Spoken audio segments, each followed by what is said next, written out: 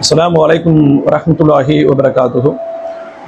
அன்பு சகோதர சகோதரிகளே, ஒரு வீடியோ ஒன்று நான் ப்ளே பண்ணி காட்டுறேன். அந்த வீடியோ பார்க்கறதுக்கு முன்னாடி சில விபத்து காட்சிகளை பார்ப்பதில் உங்களுக்கு ஏதாச்சும் மன ரீதியான பாதிப்பு ஏற்படும் அப்படின்னா இந்த வீடியோ நீங்கள் பார்க்காதீங்க. இது ஒரு விபத்து காட்சி. 2 நாட்களாக ஊடகங்கள் அதிகமாக இது சர்க்குலேட் ஆன வீடியோ தான்.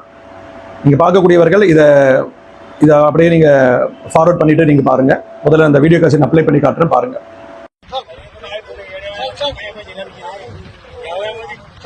iPhone 15 Pro ಇದು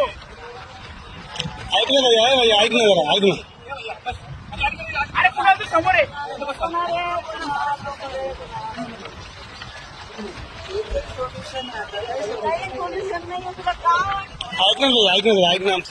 ऐकलं रे बाबा तू उडी मारताना कोणाचं मोठं नाही होणार आईसाठी काय होणार तुझं आईसाठी कर मग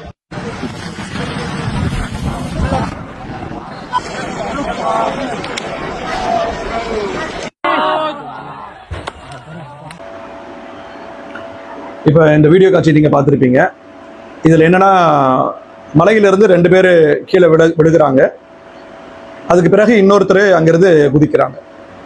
முதல்ல இந்த வீடியோ காட்சியை பார்க்கும் பொழுது என்ன தெரியும் அப்படின்னு கேட்டால், ஏதோ கிராஃபிக்ஸ் பண்ணி இதை எடுத்திருக்காங்களோ அப்படின்ற மாதிரி தெரியும்.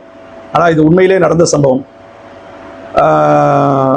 இந்த வீடியோ சில பேர் இந்த ஃபோட்டோஸ் எடுக்கிறதுக்காக ஃபோட்டோ மோகத்தில், ரீல்ஸ் மோகத்தில் ஏதாச்சும் ஒன்று நாங்கள் வித்தியாசமாக பண்ண போகிறோம்னு சொல்லிட்டு மலையினுடைய ஓரப்பகுதியிலிருந்து தவறி விழுந்த சம்பவமா அப்படின்னு கேட்டால் அதுவும் கிடையாது. இது முதல்ல ஒரு பையன் நிற்கிறான் பார்த்தீங்களா, அந்த பையன் பேர் குணால், 18 வயசான பையன். இந்த சம்பவம் நடந்திருக்கிறது மகாராஷ்டிரா மாநிலத்தில் நடந்திருக்கிறது. இந்த சம்பவத்துடைய பின்னணி என்ன அப்படின்னு பார்த்தா, அவன் குடும்பத்தாரை மிரட்டுறதுக்காக நான் தற்கொலை செய்து கொள்ள போகிறேன் அப்படின்ற ஒரு மிரட்டலோட அவன் தங்கியிருக்கக்கூடிய அந்த ஊருக்கு பக்கத்தில் இருக்கக்கூடிய அது ஒரு டூரிஸ்ட் ஸ்பாட், ஒரு சுற்றுலாத்தலம். அந்த சுற்றுலாத்தலத்தில் இருக்கக்கூடிய அந்த மலையினுடைய ஒரு ஓர பகுதியில் நின்றுட்டு அவன் குடும்பத்தாரை மிரட்டுறான். எதுக்காக மிரட்டுறான்? போலீஸோட இன்வெஸ்டிகேஷன்ல என்ன சொல்லப்படுது அப்படின்னு கேட்டால், அவன் ஒரு காஸ்ட்லி ஃபோன் வாங்கியிருக்கிறான், ஐஃபோன் வாங்கியிருக்கிறான். அந்த ஐஃபோனுக்கு அவன் இஎம்ஐ கட்டணும், தவணை முறையில் வாங்கியிருக்கிறான். அந்த இஎம்ஐ கட்டுறதுக்காக பணம் கேட்டிருக்கிறான். பணம் கேட்கும்பொழுது அவங்க குடும்பத்தார் அவங்க அப்பா பணம் தர மறுத்துட்டார். அப்போ பணம் தர மறுத்த உடனேயே இவனுக்கு கோபம் நீங்க பணம் தரலன்னா அவ்வளோதான், நான் தற்கொலை பண்ணிப்பேன் அப்படின்னு சொல்லிட்டு மிரட்டுறான். உன்னால முடிஞ்சதை பார்த்துக்க அப்படின்னு சொல்லிட்டு ஏதோ மிரட்டுறதுக்காக சொல்றான் அப்படின்ட்டு அவர் அலட்சியமா சொல்லிட்டாரு. அதுக்கு பிறகு என்ன முடிவு எடுத்துட்டானா, அவன் வீட்டுக்கு அருகாமையில் இருக்கக்கூடிய இந்த மலையினுடைய உச்சி, கிட்டத்தட்ட பார்த்தீங்கன்னா ஒரு 180-200 அடி உயரத்தில் இருக்கக்கூடிய மலை, அங்கே போயிட்டு நிற்கிறான். காலையில் 10 மணிக்கு போய் நின்னவன் 3 மணி நேரம் இவன் இப்படி ஒரு அட்டம்ப்டுக்கு போயிருக்கான், தற்கொலை செய்து கொள்வதற்காக போயிருக்கிறான் அப்படின்னு பெற்றோர்களுக்கு தெரிந்த உடனேயே அவனை மீட்பதற்காக பெற்றோர்கள் வந்துட்டாங்க. அக்கம் பக்கத்தில் இருக்கக்கூடிய அந்த ஊர்க்காரங்க எல்லாரும் வந்துட்டாங்க. அந்த சுற்றுலா தலத்திற்கு வந்தவர்கள் எல்லாருமே சேர்ந்து அவன்கிட்ட போராடுறாங்க, எப்படியாவது கன்வின்ஸ் பண்ணி அவனை கூட்டிட்டு போயிடலாம் அப்படின்ட்டு. ஒண்ணுமே நடக்கல. 3 மணி நேரம் போராட்டத்திற்கு பிறகு அப்பா கிட்ட போயிட்டு ஏதாவது சொல்லி பையனை பிடிச்சி இழுத்துட்டு போயிடலாம் அப்படின்னு கிட்ட வராரு. கிட்ட அவனுடைய கையை பிடிச்ச உடனேயே, நீ கிட்ட வந்துட்டியா அப்படின்னு சொல்லிட்டு அவனும் ஒரு பதட்டத்துல அப்படியே கையை பிடிக்கிறான். 2 பேரும் கீழே விழுகிறாங்க. உடல் சிதறி அவர்கள் இறந்து போகிறார். இந்த சம்பவம் நடந்த உடனேயே சற்றும் கொஞ்சம் ஒரு கணம் கூட யோசிக்காமல், கணவனும் போயாச்சு பிள்ளையும் போயாச்சு அப்படின்னு சொல்லிட்டு அந்த தாயும் மேலிருந்து கீழே விழுந்து உடல் சிதறி இறந்து போகிறான். ஒரு போனுக்கு இஎம்ஐ கட்டல, எனக்கு நீ பணம் தரல, அப்பனா நான் வேற முடிவு எடுத்துருவேன் அப்படின்ற ஒரு மிரட்டலும், நீ என்ன வேணா செஞ்சுக்க, எங்களால முடியாது அப்படின்ற இந்த பெற்றோருடைய பதிலும், ஏதோ இது ஒரு குடும்பத்துல இங்க நடந்திருக்கக்கூடிய சம்பவம் கிடையாது. பல குடும்பத்துல இன்னைக்கு பெற்றோர்களுக்கும் பிள்ளைக்கும் இடையே நடைபெறுகின்ற போராட்டம், பல குடும்பத்துல நடந்திருக்கக்கூடிய போராட்டம். அப்படியாக உள்ள குடும்பத்துல ஒரு குடும்பம் தான் இந்த குணால் என்கிற அவனுடைய குடும்பம். இந்த பையன் போன் வாங்கினதுல இருந்தே வீட்டுல பிரச்சனைகள் இருந்ததாக சொல்லப்படுகிறது. அவனோட விருப்பம் போல வாழ்க்கையை அமைத்துக் கொண்டிருப்பான் போல தெரிகிறது. இந்த மாதிரியான ஒரு ஒரு ஒரு பாதிப்பு பல குடும்பங்கள்ல பிள்ளைகளுக்கும் பெற்றோர்களுக்கும் இடையே இருக்கிறது. சரியான ஒரு ரிலேஷன்ஷிப் கிடையாது, சரியான ஒரு அண்டர்ஸ்டாண்டிங் கிடையாது. நம்ம நினைச்சிட்டு இருக்கிறோம், பெற்றோர்கள் நினைச்சிட்டு இருக்கிறோம், நம்ம பிள்ளைய நம்ம கரெக்டா புரிஞ்சு வச்சிருக்கிறோம், சரியான முறையில நம்ம பிள்ளைய நம்ம மதிப்பீடு செஞ்சு வச்சிருக்கோம் அப்படின்னு நம்ம நினைக்கிறோம். அப்படி அல்ல. பல குடும்பங்கள்ல அதற்கு மாற்றமான நிலை இருக்கிறது. பிள்ளையும் பெற்றோர்களை என்ன நினைச்சிருக்கான், நம்ம என்ன நினைக்கிறோம், பிள்ளை நம்ம சொல்லு கேட்டு நடக்கும், நம்ம விருப்பத்திற்கு மாற்றமாக எதையும் செய்ய மாட்டான் அப்படின்னு பிள்ளையை பத்தி நாம சில புரிதலை வச்சிருக்கிறோம். ஆனா என்ன உண்மை அப்படின்னு கேட்டா, இதற்கு மாற்றமாக பல குடும்பங்கள்ல பல பசங்களுடைய மனநிலை இருக்கிறது. அது பையனா இருந்தாலும் சரி, பெண்ணாக இருந்தாலும் சரி, அப்படியான ஒரு மனநிலை இருக்கிறது. இது ஏதோ ஒரு போனுடைய பிரச்சனை, அந்த போனுக்காகத்தான் இவன் ஒரு முடிவு எடுத்தான் என்பது கிடையாது. நீண்ட காலமாக அந்த பெற்றோர்களுக்கும் இந்த பிள்ளைக்கும் இடையே வேற வேற மன போராட்டங்கள் இருந்திருக்கலாம். அப்படியான பல குடும்பங்கள்ல இது மாதிரியான மன போராட்டங்களோடு நாட்களை செலவழிக்கக்கூடிய குடும்பங்கள் இருக்கின்றன. என்ன மாதிரி பிரச்சனை வரும் அப்படின்னு கேட்டா, இன்னைக்கு பசங்களுக்கு சின்ன வயசுலேயே அதீத கோபம் வருகிறது, ரொம்ப கோபப்படுறான். பசங்க கிட்ட ரொம்ப கோபம் வருகிறது, சின்ன சின்ன விஷயங்களுக்கெல்லாம் எரிச்சுப்படுறான். பெற்றோர்கள் என்ன பண்றாங்க, சொல்லி பார்க்கலாம், திருத்தி பார்க்கலாம் அப்படின்னு எல்லா முயற்சிகளும் இருக்கிறாங்க. ஆனா அது ஒரு கட்டத்துல எப்படி போகுது அப்படின்னு கேட்டா, இவங்களுடைய முயற்சி எந்த விதமான பலனும் தர்றதில்லை. அப்ப என்ன ஆகுதுன்னு கேட்டா, ஒரு கட்டத்துல அவங்களும் பொறுமையை இழந்து அந்த பசங்களுடைய நடவடிக்கையை பார்க்கிற போது, சதா குடும்பத்துல பிரச்சனை பண்ணிக்கிட்டே இருக்கிறானே, சண்டை போட்டுட்டே இருக்கிறானே, அப்பாவை மதிக்கிறது இல்லையே, நம்மளை மதிக்கிறது இல்லையே அப்படின்னும் போது அவங்களும் ஒரு கட்டத்துல என்ன பண்றாங்கன்னு கேட்டா, ஒரு விரக்தி நிலைக்கு போயிடுறாங்க. அப்ப அவனை பார்த்த உடனே அவனோட பிள்ளையோட ஏதாச்சும் ஒரு ஆர்குமெண்ட், அது எது வேணாலும் இருக்கலாம், படிப்பு சம்பந்தப்பட்டதா இருக்கலாம், எங்க போயிட்டு வந்த, யாரு கூட சுத்துற, என்ன கேட்கிற, என்ன அம்மா ஏதாச்சும் வீட்டுல காசு கேட்பான், இப்படின்னு ஏதாவது ஒரு காரணங்கள் இருக்கலாம். அப்படி வரக்கூடிய நேரத்துல சதா சண்டைகளும் பிரச்சனைகளும் பல குடும்பங்கள்ல இருக்கிறத இன்னைக்கு நம்மளால பார்க்க முடிகிறது. இதெல்லாம் சரி, அது காலப்போக்கத்துல சரியா போயிடும் அப்படின்னு பெத்தவங்களுடைய நம்பிக்கை. பையன் வளரும் போது புரிஞ்சுப்பான். ஏன்னா எந்த ஒரு பெத்தவங்களா இருந்தாலும் சரி, பிள்ளைகள் புரிந்து கொள்ள வேண்டும். எந்த பெத்தவங்களா இருந்தாலும் சரி, உங்க பார்வையில நமக்கு கிடைச்ச தாய் தகப்பன் தான் மோசமான பெற்றோர்கள் அப்படின்னு மதிப்பீடு செய்கின்ற பிள்ளைகளாக நீங்கள் இருப்பீர்களே ஆனால் புரிந்து கொள்ளுங்கள், உங்க விஷயத்துல அணுகக்கூடிய விதத்தில் உங்க பெற்றோர்களுக்கு அணுக தெரியாமல் இருந்திருக்கலாம். இதை இப்படி கையாண்டிருந்தா கொஞ்சம் சரியா இருக்கும் அப்படின்னு ஏதேனும் கையாளக்கூடிய விஷயத்துல அவங்க கொஞ்சம் கூட குறைச்சலா இருந்திருக்கலாம். அவங்க ஏதாச்சும் ஒரு கோபதாபத்துல அவங்க எவ்வளவு பிரச்சனைகளை, குடும்ப பாரத்தை சுமந்துட்டு இருக்கிறாங்க, பிரச்சனைகளை சுமந்துட்டு இருக்கிறாங்க. அந்த மாதிரி சுமந்து கொண்டு இருக்கக்கூடிய பெற்றோர்கள் ஏதேனும் ஒரு கட்டத்துல ஏதாச்சும் ஒரு வார்த்தையை விட்டுறலாம். அப்படி விட்ட உடனேயே பிள்ளையாக இருக்கக்கூடிய நீ என்ன முடிவு எடுத்துடக்கூடாது அப்படின்னு கேட்டா, நம்மளுடைய அப்பாவுக்கும் நம்மளுடைய அம்மாவுக்கும் நம்மளை பிடிக்கல அப்படின்ற முடிவுக்கு போயிடாது. ஏன்னா நீங்க தான் அவங்களுக்கு உலகம். பெற்றவங்களாக இருக்கக்கூடியவங்களுக்கு நீங்க தான் அவங்களுக்கு பெரிய உலகம். அவங்களுக்கு நீ தான் சந்தோஷம், நீ தான் அவங்களுக்கு ஒரு பெரிய எதிர்பார்ப்பு, நீ தான் அவங்களுக்கு எதிர்காலம். எல்லாமே உங்களை பேஸ் பண்ணி தான், பிள்ளைகளை பேஸ் பண்ணி தான். அதனால எந்த ஒரு சந்தர்ப்பத்திலும் சரி, எந்த ஒரு கட்டத்திலும் சரி, பிள்ளைகளாக இருக்கக்கூடிய நீங்க அந்த மாதிரியான ஒரு விரக்தியான ஒரு முடிவுல போய் நின்றாத.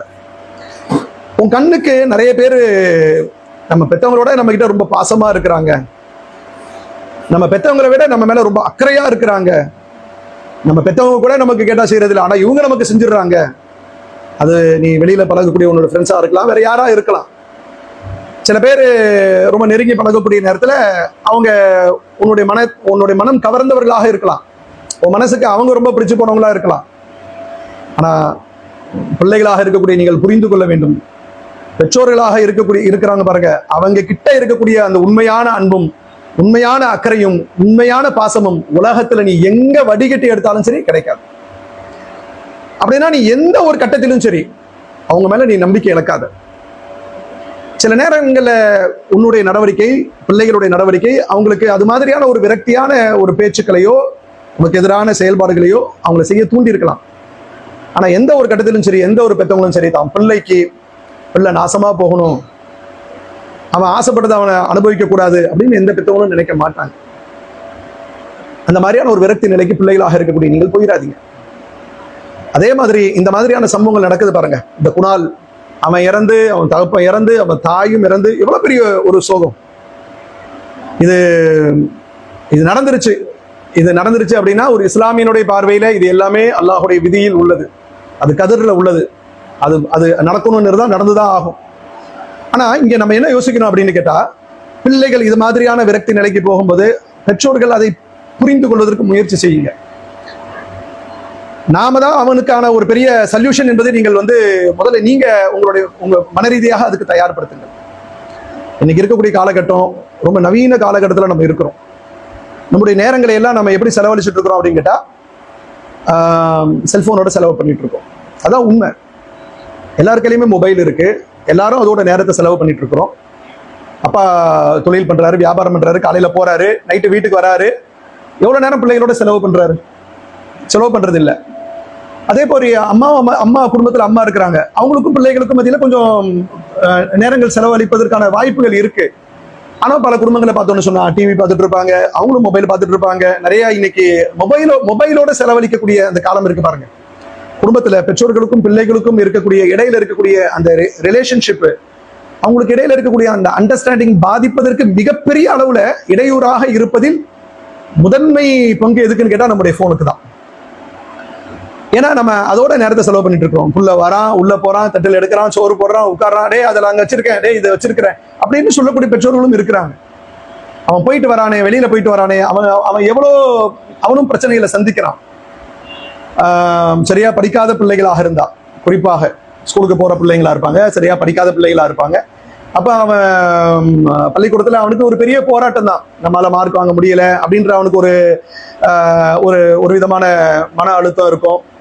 ஆசிரியர் திட்டுவாரு, 4 பேருக்கு முன்னாடி அவமானப்படுத்துவாரு, 4 பேரை பார்ப்பான், இவன மாதிரி நம்ம வர முடியல, ஸ்போர்ட்ஸ்ல இவன மாதிரி நம்ம வர முடியல, படிப்புல இவனால வர முடியல அப்படின்னு சொல்லிட்டு அவனுக்கு நிறைய தாழ்வு மனப்பான்மை இருக்கும்.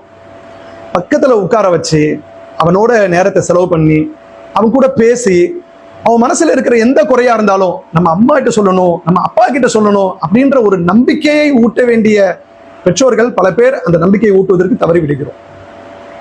இந்த மாதிரி குணால் போன்றவர்கள் முடிவெடுத்து நான் உயிரை மாய்ச்சிக்கிறேன், நான் போயிடுறேன் அப்படின்ற அளவுக்கு ஒரு விரக்தியான நிலைக்கு செல்வதற்கு இந்த மாதிரியான குடும்பத்தில் இருக்கக்கூடிய அசாதாரண சூழலும் காரணமாக இருக்கிறது. நம்பிக்கையை கொடுங்க பிள்ளைகளுக்கு, நான் இருக்கிறேன்ற நம்பிக்கையை கொடுங்க. எந்த மாதிரியான ஒரு உனக்கு நீ முடிவுகளை சந்தித்தாலும், எந்த மாதிரியான தோல்விகளை நீ சந்தித்தாலும், நான் இருக்கிறேன் உன்னை தான் தெம்பூட்டுவதற்கு. என்கிட்ட நீ எதை வேணாலும் பேசலாம். கண்டிப்பா உன்னுடைய உணர்வுகளுக்கு நான் மதிப்பளிக்கக்கூடியவனாக அதுல முதல் ஆளாக நான் இருப்பேன் அப்படின்னு சொல்லிட்டு பெற்றோர்களாக இருக்கக்கூடிய நாம அவங்களுக்கு அந்த நம்பிக்கையை ஊட்டணும். எல்லாரும் 100க்கு 100 மார்க்கெல்லாம் தூக்கிட்டு வந்துட முடியாது. எல்லாருமே இந்த உலகத்தினுடைய போட்டியில வென்றுவிட முடியாது. ஆனால் அதையெல்லாம் தாண்டி நம்முடைய பிள்ளைகள் என்பவர்கள் வெறுமன பந்தயத்துல ஓட வைக்கிற குதிரை மட்டும் அல்ல, அவங்கதான் நம்முடைய எதிர்காலம் நம்ம நம்புறோம் அப்படின்னும் பொழுது அவங்களுக்கு நம்பிக்கை ஊட்டும் விதமான பெற்றோர்களாக நாம் இருக்கும் பட்சத்துல நிச்சயமான இது மாதிரியான ஒரு விரக்தியான நிலைக்கு எந்த பிள்ளைகளும் போக மாட்டார்கள். கடைசி வரைக்கும் என் அம்மா இருக்காங்க, எங்க அப்பா இருக்கிறாங்க அப்படின்னு போராடி பார்ப்பாங்க. இந்த நம்பிக்கை ஊட்டுதலுக்கு ஆட்கள் இல்லாத காரணத்தினாலதான் இந்த மாதிரியான விரக்தியான முடிவுகளை எடுக்கக்கூடிய ஒரு நிலைமை ஏற்படுகிறது. நம்ம பிள்ளைகளுக்கு நாம் நம்பிக்கையை ஊட்டுவோம். நாம் ஊட்டக்கூடிய நம்பிக்கை என்பது பிள்ளைகள் கொஞ்சம் வீடுகளில் சில பிள்ளைகளுடைய நடத்தை என்பது நம்ம காயப்படுத்த தான் செய்யும், கண்டிப்பாக மாற்றத்தை ஏற்படுத்தும். கொஞ்சம் பொறுமையோடு, கொஞ்சம் சபரோடு, இஸ்லாம் சொல்லுகின்ற அந்த சகிப்பு தன்மையோடு பிள்ளைகளுக்கு அறிவுரை சொல்லி, இஸ்லாமிய போதனைகளை சொல்லி, அல்லாஹ் குர்ஆன்ல பெற்றோர்களுக்கு சொல்லி தந்திருக்கக்கூடிய கடமைகளை புரிந்து அந்த போதனைகள், இஸ்லாம் எல்லாத்துக்குமான மருந்து, குர்ஆன் என்பது எல்லாத்துக்குமான மருந்து, நபிகள் நாயகத்தினுடைய வாழ்க்கை என்பது எல்லாவற்றுக்குமான தீர்வு. நாம அதையெல்லாம் நம்ம பின்பற்றுவது கிடையாது. நாம ரொம்ப ஸ்ட்ரைட் ஃபார்வர்டா நடக்கிறோம். எல்லாம் பசங்களை அடிச்சு சரி பண்ணிடலாம், இப்படி மாத்திரலாம், அப்படி மாத்திரலாம் நம்ம நினைக்கிறோம். அது எல்லா இடங்களிலும் சாத்தியப்படுகிறதா என்று கேட்டால் கிடையாது. அது பல நேரங்களில் தோல்வியில முடிவதற்கு இந்த பெற்றோர்களுக்கும் பிள்ளைகளுக்கும் இருக்கக்கூடிய அந்த உறவில் இருக்கின்ற இடைவெளி காரணமாக இருக்கிறது. இடைவெளியை சரி செய்வோம். பிள்ளைகளும் பெற்றோர்கள் மீது நம்பிக்கை வையுங்க, பெற்றோர்களும் பிள்ளைகளுக்கு அதிகமான நம்பிக்கையை கொடுங்க. நல்ல ஒரு குடும்ப சூழலை ஏற்படுத்துவோம். அப்படி சூழலில் வளருகின்ற ஒரு பிள்ளை நிச்சயமாக சமூகத்திற்கு பயன் தருகின்ற பிள்ளையாக வளருவான். சமூகத்திற்கு எந்த வகையிலும் சரி அவனும் தீங்கிழைத்துக் கொள்ள மாட்டான், சமூகத்திற்கும் தீங்கிழைக்கின்ற ஒரு பிள்ளையாக மாறமாட்டான். அப்படிப்பட்ட ஒரு ஆரோக்கியமான சமூகத்தை உருவாக்குவதற்கு நாம் அத்தனை பேரும் போராடுவோம். வல்ல ரஹ்மான் அப்படிப்பட்ட ஒரு பாக்கியத்தை நம் அனைவருக்கும் தந்து அருள் புரிய வேண்டும் என்று கேட்டு நிறைவு செய்கிறேன். அல்ஹம்துலில்லாஹி ரப்பில் ஆலமீன்.